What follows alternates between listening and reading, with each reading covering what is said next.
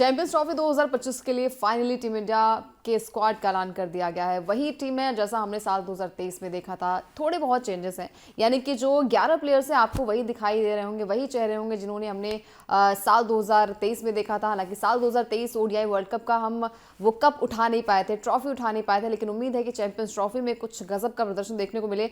सिर्फ 4 चेंजेस हुए पिछले, अगर हम 2023 की बात करें तो वहां पर सूर्या थे, ईशान किशन थे, इसके अलावा मोहम्मद सिराज थे और रविचंद्रन अश्विन थे। हालांकि अश्विन ने तो रिटायरमेंट का ऐलान कर दिया, लेकिन अब देखिए 4 प्लेयर्स की जो है वो एंट्री हो चुकी है, यानी कि ऋषभ पंत जो है वो भी आपको दिखाई दे रहे होंगे। इसके अलावा अर्शदीप है, वाशिंगटन सुंदर है और जायसवाल को यहाँ पर मौका दिया गया है, यानी कि मोहम्मद सिराज की जो है वो एंट्री नहीं हुई, उन्हें ड्रॉप कर दिया गया। लेकिन सवाल ये उठ रहा है कि आखिर जो प्रेस कॉन्फ्रेंस थी वो 12:30 बजे की थी। 18 जनवरी की बात हो रही है कि 12:30 बजे की प्रेस कॉन्फ्रेंस थी, लेकिन इस प्रेस कॉन्फ्रेंस में इतना टाइम क्यों लग गया? 2.5 घंटे की मीटिंग आखिर किस बात की चली? और 2.5 घंटे के बाद यानी कि 3 बजे जो है वो टीम इंडिया ने अपनी प्रेस कॉन्फ्रेंस की और वहां पर टीम का ऐलान किया गया। अब देखिए खबरें आ रही हैं, रिपोर्ट्स में दावा किया गया है कि गंभीर, रोहित और अगरकर के बीच में बातें हो रही थी, खासकर 4 प्लेयर्स को लेकर। हार्दिक पांड्या, संजू सैमसन, ऋषभ पंत और शुभमन गिल को लेकर बात चल रही थी। अब बात यह आई कि वॉइस कैप्टन कौन बनेगा। अब वॉइस कैप्टन की बात आई तो जो यहाँ पर रोहित शर्मा और अजीत अगरकर थे वो गिल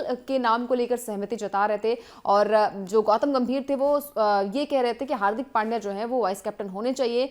अब यहाँ से जो है वो तालमेल जो है वो गौतम गंभीर का और बाकी जो उनके टीममेट्स थे उनका नहीं मिला, लेकिन अगरकर और रोहित की सहमति बनी और फिर एज अ वाइस कैप्टन जो है वो शुभमन गिल को चुना गया। अब फ्यूचर कप्तान भी हो सकते हैं शुभमन गिल। इसके अलावा दूसरा पॉइंट ये भी है कि खबरें आ रही हैं कि गौतम गंभीर जो है वो संजू सैमसन को एज अ विकेट कीपर बल्लेबाज के तौर पर ले रहे थे, लेकिन अगरकर और रोहित जो है वो लगातार ऋषभ पंत को लेकर कह रहे थे कि ऋषभ पंत को जो है वो टीम में आना चाहिए और एज अ विकेट कीपर बल्लेबाज आने चाहिए। तो ये बातें हो रही थी जिसकी वजह से शायद यहाँ पर टाइम लग गया।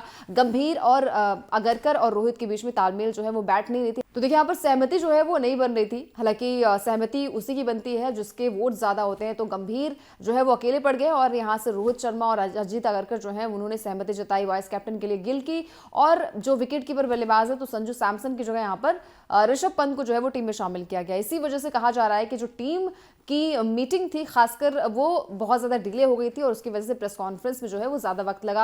हालांकि आप सबने देखा होगा कि प्रेस कॉन्फ्रेंस में हमने देखा कि रोहित शर्मा से तमाम सवाल किए गए, खासकर गंभीर के साथ उनकी तालमेल को लेकर। तो उन्होंने कहा कि देखिए ग्राउंड का जो कप्तान है, ग्राउंड का जो बॉस है वो मैं ही हूँ और हमें पता होता है कि हमें किस तरीके से मैच को जीतना है। हमारी सिर्फ और सिर्फ रिस्पॉन्सिबिलिटी यही होती है कि मैच को किस तरीके से, गेम को आगे बढ़ाना है और मैच को किस तरीके से जीतना है।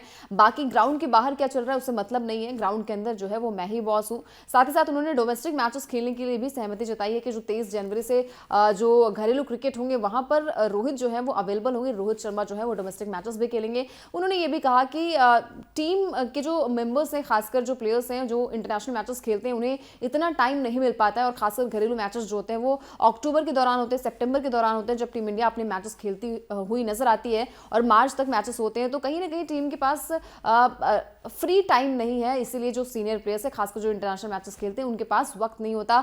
ऐसा नहीं है कि डोमेस्टिक मैचेस नहीं खेलना चाहिए, डेफिनेटली खेलना चाहिए, लेकिन हमारे पास वक्त नहीं है। उन्होंने कहा कि आईपीएल के बाद जो मौका मिलता है, जो समय मिलता है, वो हमें घर पे भी व्यतीत करना होता है, क्योंकि 45 दिन भी हम जो प्लेयर्स हैं खासकर जो इंटरनेशनल मैचेस खेलते हैं वो घर पर भी व्यतीत नहीं कर पाते हैं। इसके अलावा उन्होंने कहा कि वो डोमेस्टिक मैचेस खेलेंगे और टीम कॉम्बिनेशन को लेकर भी यहाँ पर सवाल किया गया कि मोहम्मद सिराज को क्यों नहीं लिया गया। तो उन्होंने कहा कि जो पुरानी बॉल होती है उससे मोहम्मद सिराज जो है वो सही तरीके से गेंदबाजी नहीं कर पाते हैं। अब देखिए स्क्वाड तो सामने आ चुका है, टीम का जो अनाउंसमेंट था वो 12:30 बजे होना था, लेकिन 2.5 घंटे का जो वक्त लगा वो इसी में लगा। रिपोर्ट्स में यही कहा जा रहा है कि जो वाइस कैप्टन की रेस में जो है वो गंभीर जो थे वो चाह रहे थे कि हार्दिक पांड्या बने, और यहाँ पर जो रोहित शर्मा और अजीत अगरकर थे वो चाह रहे थे कि गिल जो है वो कप्तानी नहीं बल्कि उपकप्तान के तौर पर आपको दिखाई देंगे। तो डेफिनेटली वही हुआ कि उपकप्तान जो है वो आपके गिल है। और दूसरा पॉइंट यही है कि दूसरा जो वक्त जाया हुआ वो ये हुआ कि विकेट कीपर बल्लेबाज कौन होगा। तो संजू सैमसन की तरफ जो थे वो गौतम गंभीर थे, बाकी जो ऋषभ पंत की तरफ थे वो थे